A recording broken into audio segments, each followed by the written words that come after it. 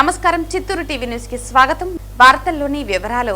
గురువారం సాయంత్రం ఇంటింటికి తెలుగుదేశం కార్యక్రమం. ప్రజల గుండెల్లో కూటమి ప్రభుత్వం.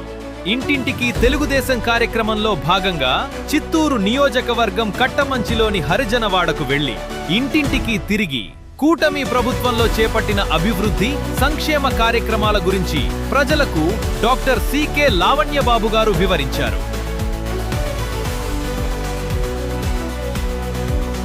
నా పేరు సుమలత. నేను ఇలా అపోలో యూనివర్సిటీలో వర్క్ చేస్తున్నాను.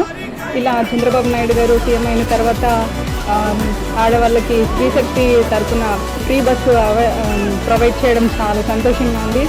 ఎక్కడికి వెళ్ళాలనుకున్న స్త్రీలు ఫ్రీగా వెళ్ళేసి రావడం చాలా హ్యాపీగా ఉంది. ఈ శానిటేషన్ మొన్ననే చూసి కంప్లైంట్ చేస్తాం. ఇప్పుడు ఊర్లో నుంచి వర్క్ స్టార్ట్ చేస్తూ ఉన్నారు. మీరు కావాలంటే కూడా పోయి చూడొచ్చు. సచివాలయం రోడ్డు, ఆ రోడ్డు, కట్టిమంచి రోడ్డు అంతా చేస్తున్నారు.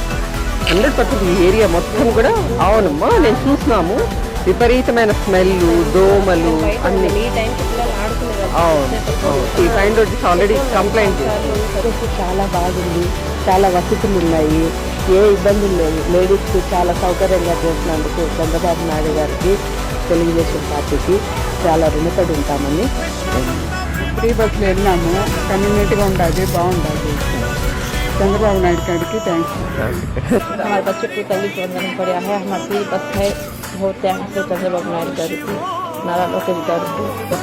बताओ, वेरी गुड वेरी गुड. क्या पर देदा में ना ओके, చాలా బాగుంది, సంతోషం. ఫ్రీ బస్ బాగుంది. చంద్రబాబు నాయుడు గారికి చాలా థ్యాంక్స్. మంచి మ్యామ్ గారికి చాలా థ్యాంక్స్.